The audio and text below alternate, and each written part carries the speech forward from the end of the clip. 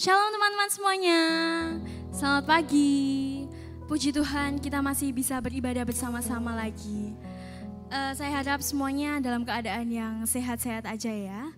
Dia selalu mencurahkan berkat yang melimpah karena Dia adalah Allah yang hebat. Mari kita angkat satu pujian ini.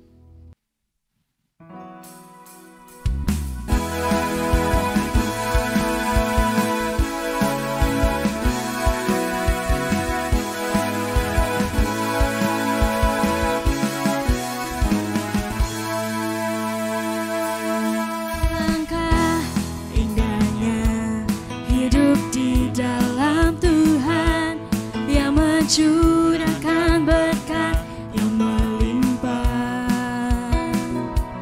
Alangkah indahnya jalan bersama Tuhan yang memberikan kuasa untuk menang. Yesusku dahsyat, ku tak ragu kepadamu. Kau Tuhan yang setia di pihakku. Yesusku dahsyat, tak terbendung kuasa-Mu. Kau yang terhebat, terbesar bagiku.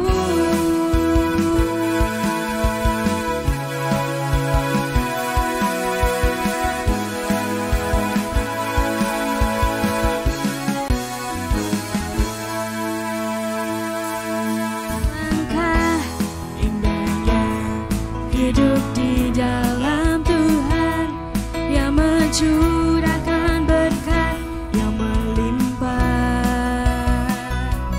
Alangkah indahnya jalan bersama Tuhan yang memberikan kuasa untuk menang. Yesusku dahsyat, ku tak ragu kepadamu.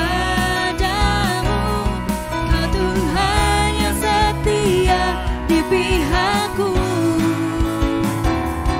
Yesusku dahsyat, tak terbendung kuasa-Mu. Kau yang terhebat, terbesar bagiku. Yesusku dahsyat, ku tak ragu kepadamu. Kau Tuhan yang setia di pihakku. Yesusku dahsyat, tak terbendung kuasa-Mu. Kau yang terhebat, terbesar bagiku. Kau yang terhebat, terbesar bagiku. Kau yang terhebat, terbesar bagiku.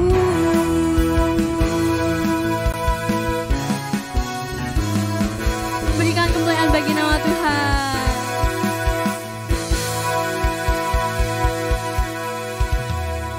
Puji Tuhan, kita semua hari ini ada, semua karena anugerah-Nya. Sebentar kita akan mendengarkan sebagian dari firman Tuhan. Mari kita siapkan hati, pikiran, dan jiwa kita. Mari kita angkat satu pujian ini.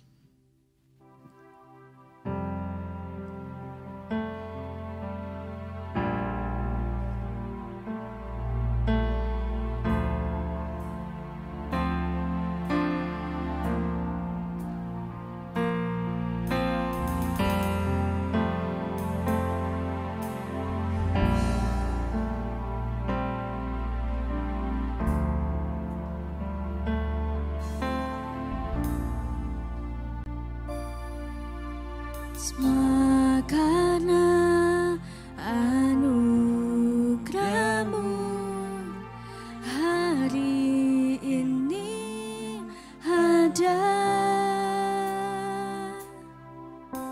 Bukan karena kuatku, namun karena Roh-Mu.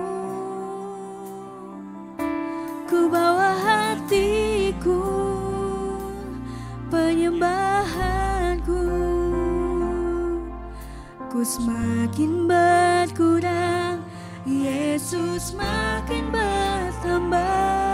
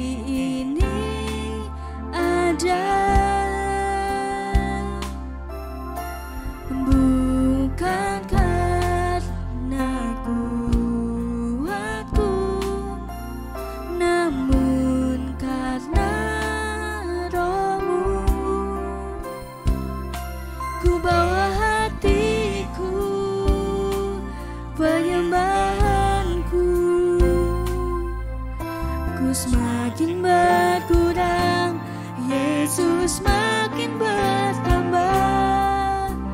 Mengikut Yesus, itulah kesukaan hatiku.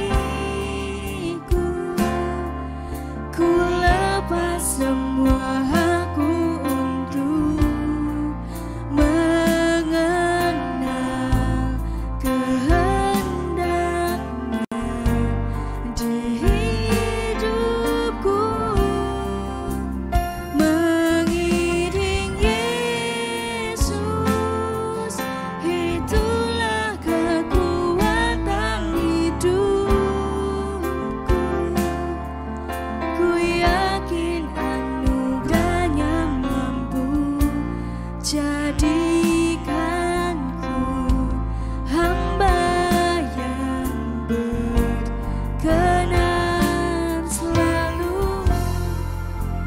Mengikut Yesus, itulah kesukaan hatiku.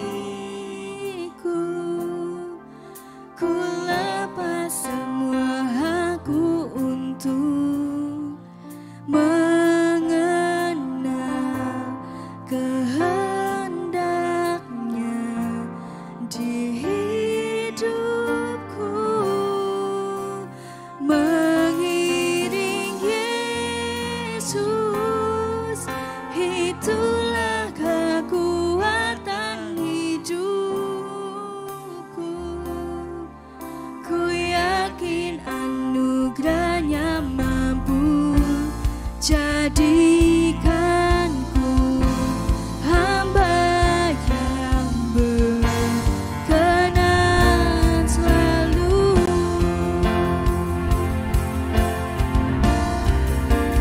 Mengikut Yesus, itulah kesukaan hatiku. Ku lepas semua aku untuk mengenal kehendaknya di hidupku. Mengiring Yesus, itulah kekuatan hidupku. Ku yakin anugerahnya mampu jadikanku hamba yang berkenan selalu.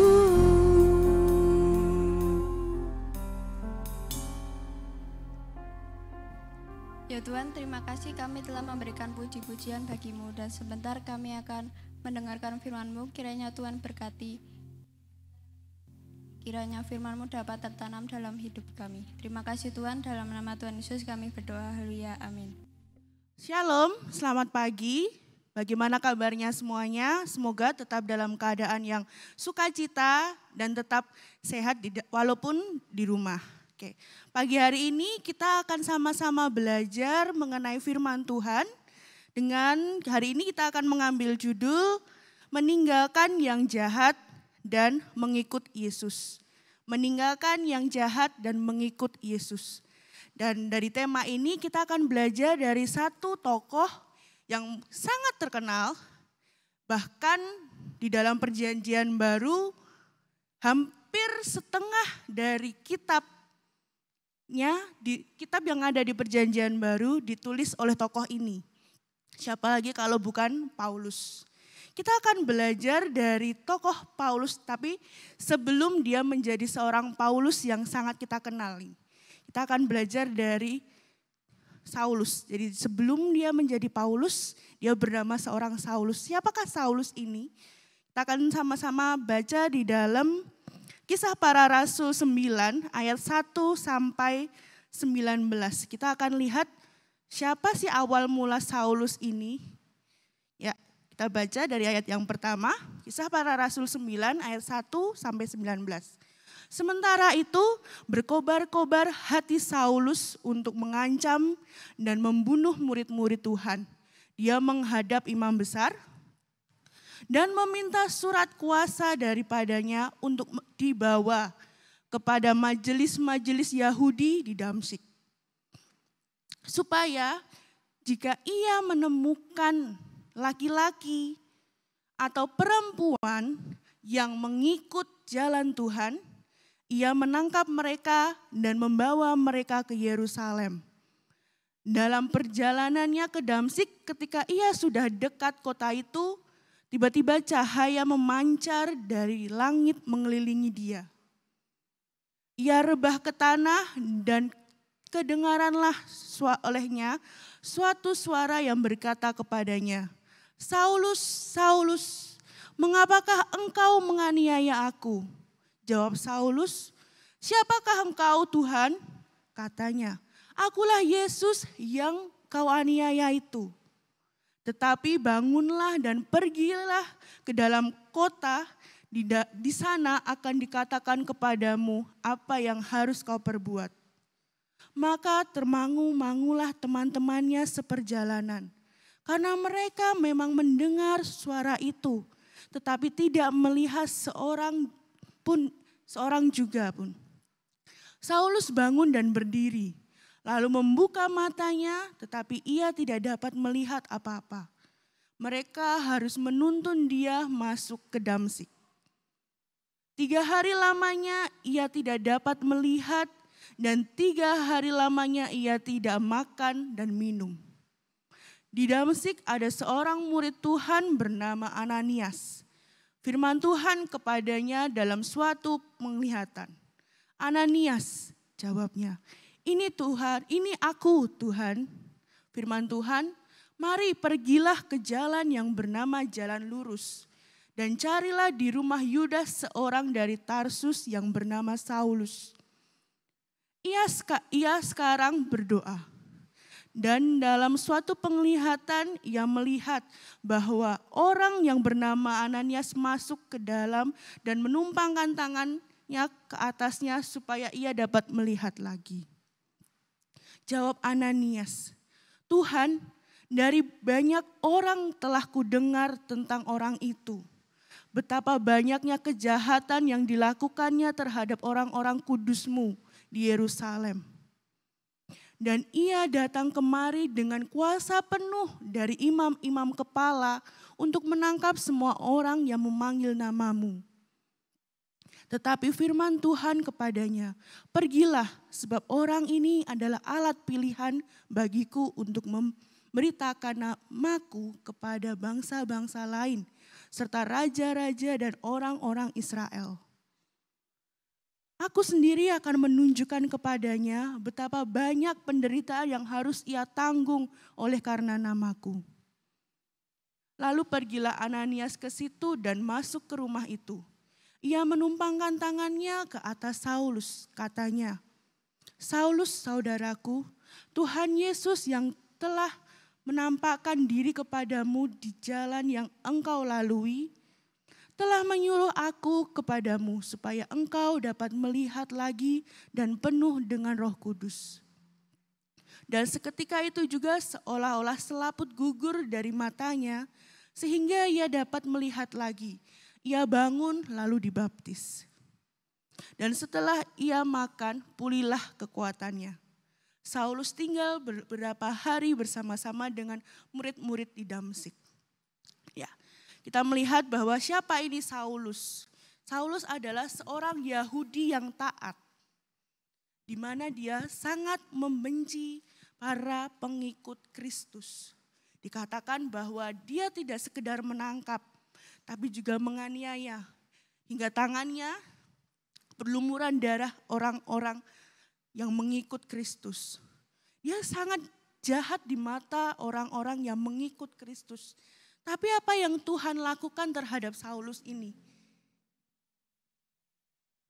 Tuhan memilih dia dari sekian banyak orang. Tuhan memilih dia untuk menjadi pelayannya. Tuhan memilih dia untuk menjadi wakilnya, menjadi kepanjangan tangannya untuk memberitakan tentang Kristus, memberitakan tentang kabar keselamatan, tentang kabar sukacita itu. Kalau kita kembali lagi ke kehidupan kita, kalau kita mendapati sebuah kompetisi atau olimpiade, pasti di situ panitia akan melakukan seleksi yang begitu ketat untuk memilih anak-anak siapa yang akan mengikuti olimpiade, siapa yang akan dikirim untuk mengikuti perlombaan. Pasti ada seleksi yang ketat, ada syarat-syarat yang harus dipenuhi. Kalau kita melihat itu dari kacamata kita akan melihat bahwa Saulus itu tidak layak. Dia sudah tereliminasi sejak dia datang, tanpa perlu memperlihatkan syarat yang dia miliki. Dia sudah tereliminasi di awal. Tetapi kenapa Tuhan memilih Saulus? Kenapa dari sekian banyak orang yang mendaftar, kenapa Tuhan memilih untuk mengikut sertakan Saulus? Kita melihat yang pertama, kita belajar bahwa Tuhan tidak melihat latar belakang kita. Tuhan tidak melihat masa lalu kita. Tuhan tidak melihat apa yang sudah kamu lakukan di waktu lalu. Tuhan tidak melihat bahwa Saulus adalah seorang yang sangat jahat. Tuhan tidak melihat bahwa Saulus itu telah menganiaya orang-orangnya sendiri, menganiaya orang-orang yang taat kepadanya. Tuhan tidak melihat itu. Yang kedua, kita melihat bahwa apa yang terjadi pada Saulus pada saat dia melihat bertemu langsung dengan Yesus di jalan menuju Damsyik itu. Saulus mengenali Tuhan. Dia berkata, "Siapakah kau, Tuhan?" Dia mengenali suara itu. Tapi dia masih belum paham. Maka Tuhan mengatakan, "Ini aku yang engkau aniaya itu." Dan apa yang selanjutnya terjadi? Saulus dia menerima panggilan itu. Dan kemudian dia menjadi salah satu orang yang Tuhan pakai. Tuhan tidak melihat latar belakang, tapi Tuhan melihat kemauan yang ada di dalam hati kita. Tuhan tidak melihat keberdosaan kita, tapi Tuhan melihat hati kita yang mau berubah. Tuhan dia membenci dosa. Tuhan mengatakan bahwa ia benci dosa, tetapi dia mengasihi orang berdosa. Dia mengasihi orang-orang yang berdosa. Dia mengasihi orang-orang yang pernah menyimpang di jalan Tuhan. Dia membenci dosa tapi tidak membenci orangnya. Maka Tuhan memilih Saulus. Kemudian selanjutnya adalah Tuhan memperlengkapi Saulus. Dia dikatakan bahwa dia menjadi buta dan tidak makan dan minum selama 3 hari. Kemudian Tuhan mendatangkan lewat penglihatan kepada muridnya yang ada di Damsyik bernama Ananias. Dia mengatakan bahwa kamu akan menemukan seorang di rumah Yudas, orang Tarsus itu. Dan kamu tolonglah dia. Tapi Ananias pertama kali menjawab bahwa dia tahu siapa Saulus. Orang jahat Tuhan, kenapa aku harus menolong dia? Dia sudah berlaku kejam kepada saudara-saudaraku. Dia sudah berlaku kejam terhadap orang-orangmu Tuhan. Tapi kenapa aku harus menolong dia? Tuhan mengatakan bahwa tidak. Dia adalah orang yang aku pilih untuk memberitakan kabarku ke tempat-tempat lain. Dan itu maka Ananias kemudian mendatangi Saulus dan kemudian apa yang terjadi dengan Saulus adalah dia mampu melihat lagi dan mereka tinggal bersama-sama di situ. Di mana Saulus belajar di situ, dia semakin mengenali Tuhan, semakin mengenali siapa yang dia pilih, siapa yang dia kemudian tapaki jalannya. Dari kisah Saulus ini kita belajar bahwa yang pertama tadi kita belajar bahwa bukan kita yang memilih Tuhan, bukan kita yang memilih kepada siapa kita akan berdoa, memilih bukan pada siapa kita akan menaruhkan kepercayaan kita, tapi Tuhan sendirilah yang memilih kita. Jadi semuanya itu adalah atas inisiatif Tuhan. Dan Tuhan tidak melihat latar belakang kita. Kita mungkin manusia yang berdosa. Kita sendiri banyak sekali kesalahan. Sebagai seorang pelajar, kita melakukan dosa apa? Tidak mengerjakan PR. Atau mencontek pada waktu ulangan. Berbohong kepada orang tua mengenai nilai. Kita banyak melakukan dosa. Dari yang kecil sampai yang besar. Kita melihat, tapi Tuhan tidak melihat itu. Tapi Tuhan melihat bahwa kita mau berubah. Kita menyadari dosa kita dan kita mau berubah. Itu yang Tuhan lihat. Maka dia memilih kita. Kemudian yang kedua adalah sebagai seorang yang mengikut Kristus, kita mau untuk berubah menjadi lebih baik. Kita mau berubah dengan meninggalkan hal-hal yang jahat, meninggalkan hal-hal yang menjadi halangan kita, menjadi rintangan kita, yang menjadi hambatan kita. Kita mau meninggalkan itu semua, kita mau untuk tidak melakukannya kembali. Dan yang ketiga adalah Tuhan memampukan kita untuk melakukan semua itu. Kita sudah berniat, aku akan meninggalkan perbuatanku yang jahat. Aku tidak mau membohongi orang tuaku lagi. Dan Tuhan memampukan kita untuk bisa berkata jujur kepada orang tua. Mah, Pah, maaf ya, nilaiku merah, nilaiku gak bagus ini. Aku mengaku kemarin aku gak belajar, makanya nilaiku merah. Tuhan memampukan kita untuk berbuat lebih baik. Tuhan memampukan kita untuk menyadari kesalahan kita dan mau untuk mengakui dan tidak melakukannya lagi.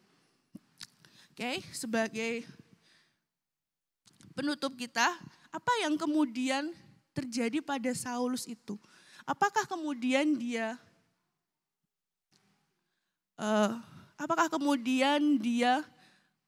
menjadi takut untuk mengikut Tuhan?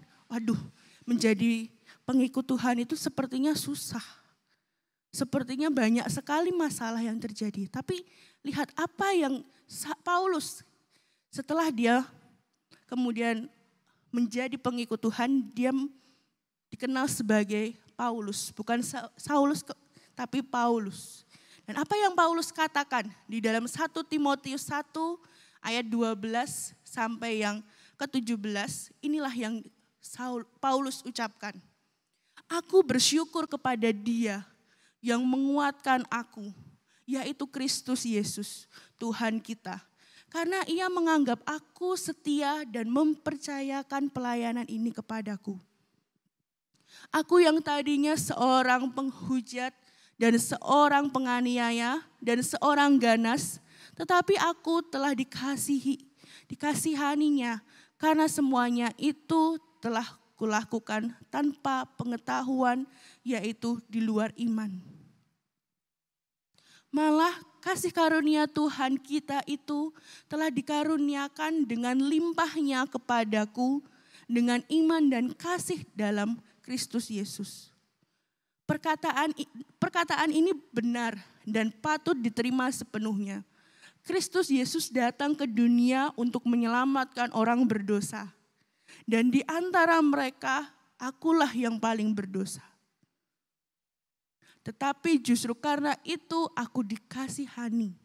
Agar dalam diriku ini, sebagai orang yang paling berdosa, Yesus Kristus menunjukkan seluruh kesabarannya. Dengan demikian, aku menjadi contoh bagi mereka yang kemudian percaya kepadanya dan mendapat hidup yang kekal. Hormat dan kemuliaan sampai selama-lamanya bagi Raja segala zaman. Allah yang kekal, yang tak tampak, yang esa. Amin. Nah, apa yang Paulus kemudian nyatakan di dalam perjalanan dia menjadi seorang pelayan Kristus, menjadi seorang pengikut Kristus. Dia menyatakan, aku bersyukur dan aku dipenuhi kasih karunia Allah. Dan apa yang kita pelajari dari dia? Dia seorang yang berdosa, dia seorang yang sangat jahat di mata murid Tuhan yang lain, pengikut-pengikut Tuhan yang lain. Tetapi dia menyadari bahwa semuanya itu dia lakukan tanpa pengetahuan yang benar. Tanpa pengetahuan yang berasal dari iman yang benar itu. Dan dia setelah apa yang dia lalui di dalam perjalanan bersama Kristus tuh, dia mengakui bahwa aku bersyukur dan aku penuh kasih karunia. Dan aku menyadari bahwa Tuhan menjadikanku sebagai contoh bahwa orang-orang berdosa itu bisa menjadi murid Kristus. Orang-orang berdosa yang mau untuk bertobat bisa menjadi pengikut Kristus. Banyak contoh lain, banyak tokoh lain yang dia seorang yang berdosa, tetapi Tuhan pakai dia luar biasa. Banyak bisa kita belajar dari Sakeus, pemungut cukai. Dia Tuhan dia pakai. Dia berdosa, dia tidak hanya berdosa pada satu orang, tapi dia berdosa pada banyak orang. Dia memungut cukai melebihi dari apa yang seharusnya dia pungut.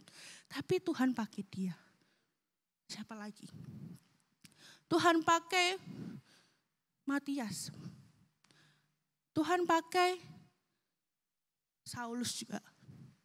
Tuhan pakai orang-orang yang berdosa itu untuk memperlihatkan bahwa Tuhan mengasihi dia. Tuhan sayang kepada dia. Sehingga orang-orang itu menjadi contoh yang teladan yang baik. Untuk kita boleh belajar bahwa Tuhan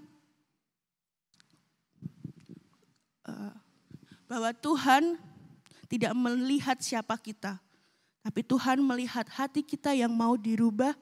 Tuhan melihat bahwa kita mau untuk menjadi pengikut Tuhan. Itu saja satu syarat yang Tuhan minta. Bahwa kita mau untuk berubah. Tidak ada yang lain. Kalau orang lain minta syarat yang macam-macam, Tuhan hanya minta kita, diri kita sendiri aja. Dan untuk itu, apakah kita setelah kita belajar hal ini, apakah kita mau lebih bersungguh-sungguh untuk mengikut Kristus? Apakah kita mau lebih setia di dalam mengikut Kristus?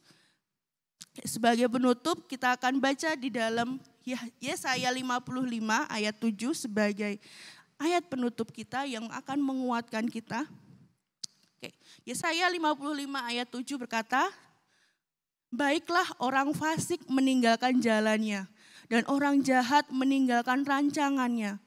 Baiklah ia kembali kepada Tuhan, maka dia akan mengasihaninya. Dan kepada Allah kita, sebab ia memberi pengampunan dengan limpahnya. Kita mau belajar lebih setia lagi, kita mau menyadari bahwa kita orang berdosa tetapi kita mau berubah. Itu yang dilihat oleh Tuhan. Tuhan tidak memandang siapa lagi kita, siapa yang ada di balik kita, apa masa lalu kita. Tuhan melihat hati kita saat ini, Dia mau melihat bahwa kita mau berubah. Kita akan pujikan lagu Tetap Setia.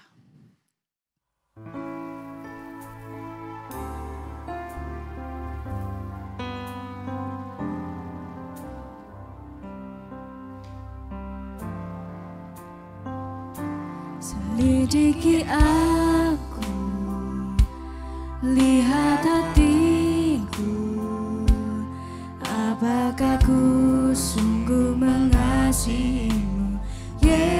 Yesus, Kau yang Maha Tahu dan menilai hidupku.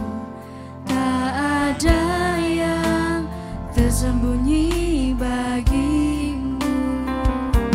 Telah kulihat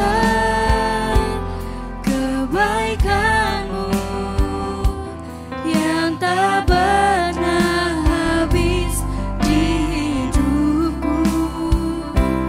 Ku berjuang sampai akhirnya Kau dapati aku tetap setia.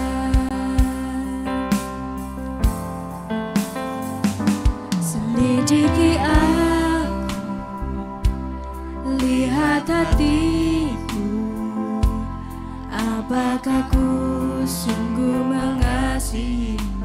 Yesus, Kau yang Maha Tahu dan menilai hidupku. Tak ada yang tersembunyi bagimu. Telah kulihat kebaikan-Mu yang tak pernah habis di hidupku. Ku berjuang sampai akhirnya Kau dapati aku tetap setia. Telah kulihat kebaikan-Mu yang tak pernah habis di hidupku. Ku berjuang sampai akhirnya Kau dapati aku tetap setia. Telah kulihat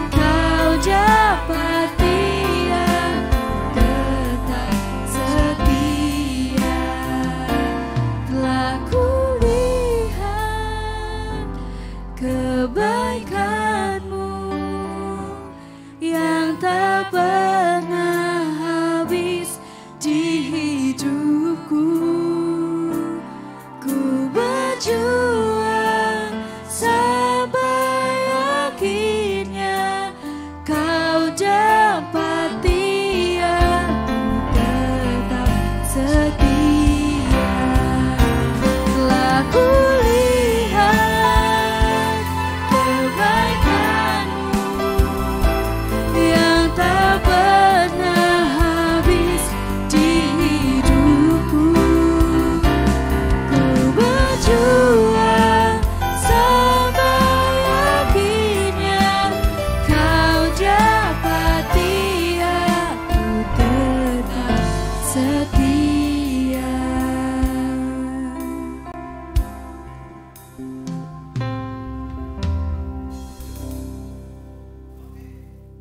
Mari kita berdoa. Allah Bapa yang baik, yang mengasihi kami, yang penuh dengan anugerah, penuh dengan kasih, pengampunan.